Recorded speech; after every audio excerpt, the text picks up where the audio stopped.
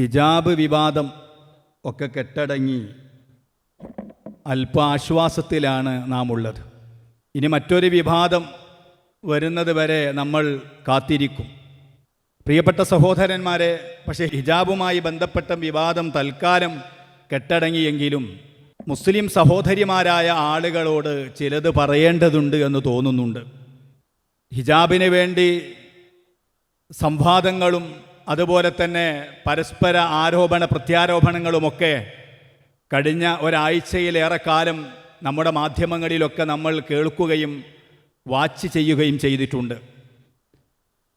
ഹിജാബ് ധരിക്കാനുള്ള സ്വാതന്ത്ര്യത്തിന് വേണ്ടി ലോകത്ത് പല രാജ്യങ്ങളിലും മുസ്ലിം സഹോദരിമാർ വലിയ പോരാട്ടം നടത്തുന്ന ധാരാളം വാർത്തകളും നമ്മൾ കേൾക്കാറുണ്ട്, പലപ്പോഴും കേട്ടിട്ടുണ്ട്. പക്ഷെ ഇതിനിടയിൽ നമ്മുടെ സഹോദരിമാരായ നമ്മുടെ ഉമ്മമാരുടെ, നമ്മുടെ പെങ്ങന്മാരുടെ, അല്ലെങ്കിൽ നമ്മുടെ പെങ്ങന്മാരിൽ അല്ലെങ്കിൽ നമ്മുടെ ഭാര്യമാരിൽ ചില ആളുകളുടെയൊക്കെ ഹിജാബിനോടുള്ള മനോഭാവം എന്ത് എന്ന് പുതിയ കാലത്തെ മുസ്ലിം സമൂഹം വളരെ കൂടുതൽ വിലയിരുത്തേണ്ടതുണ്ട്. പ്രിയപ്പെട്ട സഹോദരന്മാരെ, ആരോടാണ് ഈ പറയുന്നത്?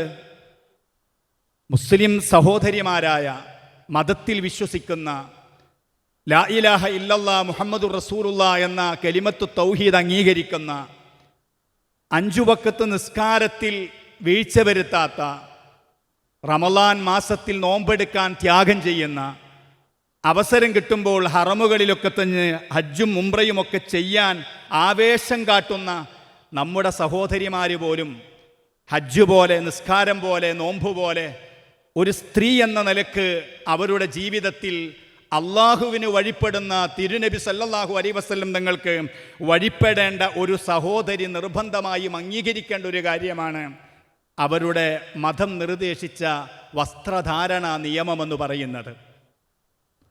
ആ നിയമത്തെ മാനിച്ചുകൊണ്ട് ജീവിക്കുന്ന അനേകം സഹോദരിമാരെ, അനേകായിരം സഹോദരിമാരെ, പതിനായിരക്കണക്കിന് ലക്ഷക്കണക്കിന് സഹോദരിമാരെ നമ്മുടെ നാട്ടിലും പുറത്തുമൊക്കെ നമുക്ക് കാണാൻ സാധിക്കുന്നുണ്ട്.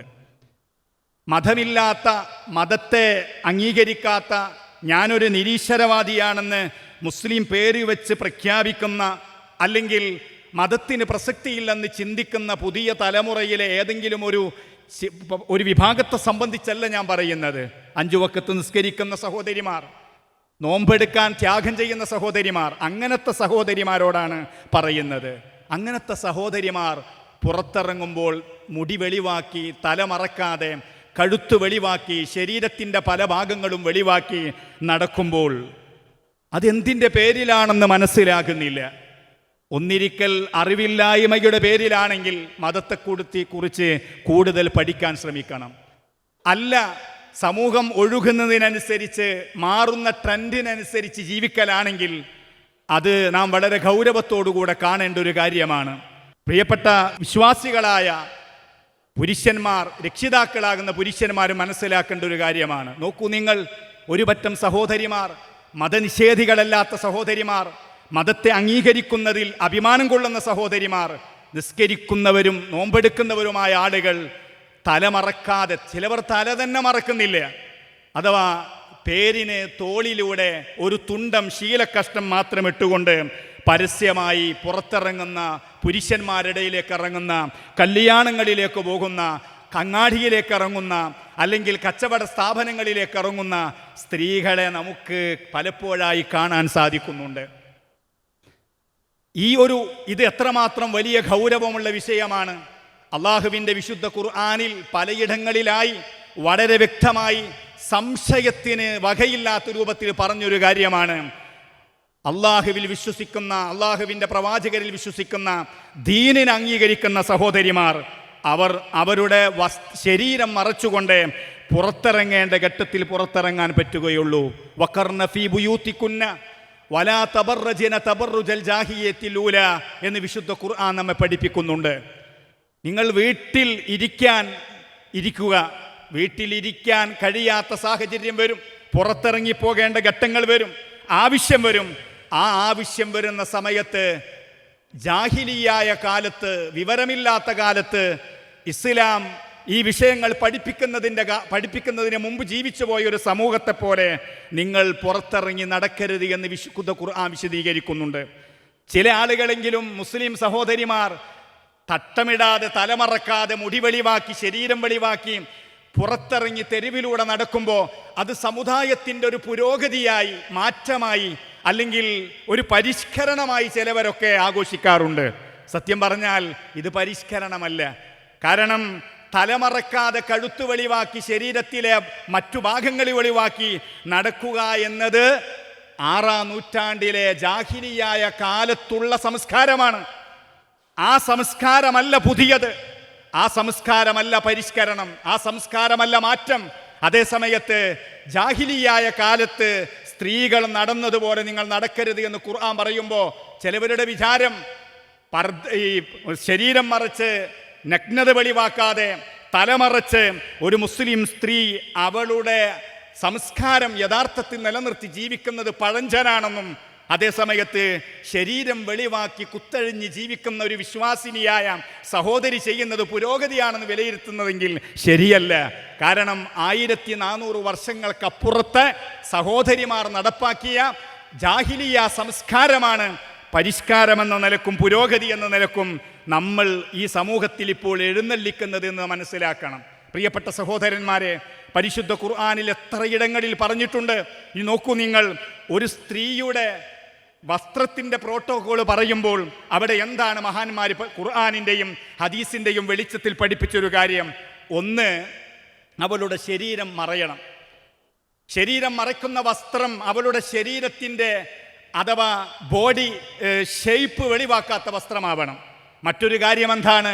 അവളുടെ ശരീരത്തിൻ്റെ തൊലിയുടെ നിറം കാണുന്ന നേരിയ വസ്ത്രം ധരിക്കാൻ പറ്റൂല. ഇതൊക്കെ ഇന്ന് നമ്മുടെ സഹോദരിമാർക്കിടയിൽ, പെൺകുട്ടികൾക്കിടയിൽ, കൗമാരപ്രായക്കാർക്കിടയിൽ, യുവതികൾക്കിടയിൽ കണ്ടുകൊണ്ടിരിക്കുന്നുണ്ട്.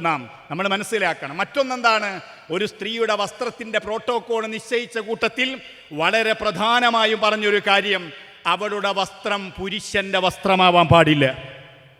പുരുഷന്റെ വസ്ത്രമാകാൻ പാടില്ല. മുസ്ലിം ചെറുപ്പക്കാരികളിലും യുവതികളിലും കൗമാരപ്രായക്കാരിലുമൊക്കെ പുരുഷന്റെ വസ്ത്രം ധരിക്കാനുള്ള ആവേശം കാണുന്നുണ്ട് ഇന്ന്. ഇതിനെ ചില ആളുകൾ ആഘോഷിക്കുന്നുണ്ട് എന്ന്, ചില ആളുകൾ ഇതിനെ വലിയ പ്രൊമോട്ട് ചെയ്യുന്നുണ്ട് എന്ന്. ആർക്കും ഒരു സ്വതന്ത്ര ഒരു രാജ്യമെന്ന നിലക്ക് ഇന്ത്യ രാജ്യത്ത് ഏതൊരു പൗരനും എങ്ങനെയും ജീവിക്കാനുള്ള സ്വാതന്ത്ര്യമുണ്ട്, ശരിയാണ്. പക്ഷേ ഞാൻ ആദ്യം പറഞ്ഞിട്ടുണ്ട്, ഈ സംസാരം ആരോടാണ്? മതത്തിൽ വിശ്വസിക്കുന്ന, ഷഹാദത്ത് കലിമയിൽ വിശ്വസിക്കുന്ന, അള്ളാഹുവിനെ അംഗീകരിക്കുന്ന, തിരുനബി അംഗീകരിക്കുന്ന, വിശുദ്ധ ഖുർആൻ നമ്മുടെ വേദഗ്രന്ഥമാണെന്ന് അംഗീകരിക്കുന്ന സഹോദരിമാരോടാണ് ഈ സംസാരം. ആ സഹോദരിമാർ മനസ്സിലാക്കണം, ആ ഒരു വിഷയവും വളരെ പ്രധാനപ്പെട്ടതാണ്. നോക്കൂ നിങ്ങൾ, ഒരു ഹദീസിൽ ഇമാം മുസ്ലിം ഉദ്ധരിക്കുന്ന ഹദീസിൽ കാണാം, സിൻഫാനി ഫിന്നാർ, 2 വിഭാഗം ആളുകൾ നരകത്തിലാണ്. ഇതാരുകൂടെ കേൾക്കണം? 5 വക്കത്ത് നിസ്കരിച്ച് നടക്കുന്ന പുരുഷന്മാർ, ഭാര്യമാരെ ഈ വിഷയത്തിൽ മാന്യമായി നിയന്ത്രിക്കാൻ ശ്രമിക്കാത്ത പുരുഷന്മാരായ ഭർത്താക്കന്മാരായ രക്ഷിതാക്കൾ ശ്രദ്ധിക്കണം. പ്രിയപ്പെട്ട സഹോദരന്മാരെ, മക്കളോടുള്ള അമിതമായ വാത്സല്യത്തിൻ്റെ പേരിൽ മക്കൾ ധരിക്കുന്ന ഏതു വസ്ത്രത്തെയും ആനന്ദത്തോടെ കാണുകയും പ്രോത്സാഹിപ്പിക്കുകയും ചെയ്യുന്ന പള്ളിയിൽ വന്ന് നിസ്കരിക്കുന്ന രക്ഷിതാക്കളുണ്ട്. ഞാൻ അവരോടാണ് പറയുന്നത്, അവർ കൂടെ മനസ്സിലാക്കണം. മറ്റുള്ളവർക്ക് ഇത് ബാധകമെന്നല്ലെന്ന് ഞാൻ പറയുന്നത്. നമ്മുടെ മതബോധമെന്ന് പറയുന്നതും, നമ്മുടെ കുട്ടികളോടുള്ള വാത്സല്യമെന്ന് പറയുന്നതും, ഭാര്യമാരോടുള്ള സ്നേഹമെന്ന് പറയുന്നതും അത് കേവലം ഒരു ചെറിയ കാര്യങ്ങളിൽ മാത്രം ഒതുങ്ങേണ്ടതല്ല. അള്ളാഹുവിൻ്റെ പ്രവാചകർ പറയുന്നു, 2 വിഭാഗം ആളുകൾ നരകത്തിലാണ്. ഒന്നാമത്തെ വിഭാഗം ആളുകൾ ആരാണ്? ഖൗമുൻ മഅഹും സിയാത്തുൻ കഅദ്നാബിൽ ബഖരി യദ്രിബൂന നാസ്. അഥവാ പോലീസുകാരെ പറ്റിയാ പറഞ്ഞത്. എങ്ങനത്തെ പോലീസുകാർ? എങ്ങനത്തെ പോലീസുകാർ? അവരുടെ കയ്യിൽ ചാട്ടവാർ ഉണ്ടാകും, ലാത്തി ഉണ്ടാകും. അകാരണമായി മനുഷ്യരെ ഉപദ്രവിക്കുന്ന, അടിക്കുന്ന, അല്ലെങ്കിൽ പീഡിപ്പിക്കുന്ന പോലീസ് ഉദ്യോഗസ്ഥന്മാർ, അവർ നരകത്തിലാണ്. അത് പറഞ്ഞ ഉടനെ രണ്ടാമത്തെ വിഭാഗം ആരാണ്? ഈ 2 വിഭാഗത്തെയും എൻ്റെ കാലത്ത് ഞാൻ കണ്ടിട്ടില്ല എന്ന് മുഹമ്മദ് റസൂലുള്ളാഹി തിരുനബി സല്ലല്ലാഹു അലൈഹി വസല്ലം തങ്ങൾ പറയുന്നുണ്ട്. രണ്ടാമത്തെ വിഭാഗം ആരാണ്? നിസാഉൻ കാസിയാത്തുൻ ആരിയാത്തുൻ മുമീലാത്തുൻ മായിലാത്തുൻ റൂസുഹുന്ന കഅസ്നിമത്തിൽ ബുഖ്തിൽ മായിലാത്ത്. അള്ളാഹുവിൻ്റെ പ്രവാചകർ പറയുകയാണ്, വസ്ത്രം ധരിച്ചവരും നഗ്നരുമായ സ്ത്രീകൾ എന്നാണ് പറഞ്ഞത്. കാസിയാത്ത് എന്ന് പറയുന്നത് വസ്ത്രം ധരിച്ചവരെന്നാണ്, എന്നാൽ അവർ നഗ്നരാണ്. വസ്ത്രം ധരിച്ചവരെന്നെ എങ്ങനെ നഗ്നരാകുന്നത്? 2 വ്യാഖ്യാനം പണ്ഡിതന്മാർ കൊടുക്കുന്നുണ്ട്. ഒന്ന്, വസ്ത്രം പൂർണ്ണമായി ധരിച്ചിട്ടുണ്ട്. ഒന്ന്, അവൾ ബോഡി ഷേപ്പുള്ള വസ്ത്രം ധരിക്കുന്നു. മറ്റൊന്ന്, വസ്ത്രം പൂർണ്ണമായി ധരിച്ചിട്ടുണ്ട്, പക്ഷേ ശരീരത്തിൻ്റെ തൊലിയുടെ നിറം കാണുന്ന, മറ്റുള്ളവർ ആകർഷിക്കുന്ന രൂപത്തിലാണ് വസ്ത്രം ധരിച്ചത്. മറ്റൊരാശയം എന്താണ്? വസ്ത്രം അല്പവസ്ത്രമാണ്. ശരീരത്തിൻ്റെ പല ഭാഗങ്ങളും മറച്ചിട്ടുണ്ട്, പല ഭാഗങ്ങളും മറഞ്ഞിട്ടില്ല. ഇങ്ങനത്തെ സ്ത്രീകൾ, അവരെക്കുറിച്ച് എന്താണ് അള്ളാഹുവിൻ്റെ ഹബീബ് മുഹമ്മദ് റസൂലുള്ളാഹി തിരുനബി സല്ലല്ലാഹു അലൈഹി വസല്ലം നിങ്ങൾ പറഞ്ഞത്? ലാ യദ്ഖുൽനൽ ജന്ന, അവർ സ്വർഗ്ഗത്തിൽ പ്രവേശിക്കില്ല. വലാ യജിദിന റീഹഹ, സ്വർഗ്ഗത്തിൻ്റെ പരിമളം പോലും അവർക്ക് അന്യമാണ്. എങ്ങനത്തെ പരിമളം?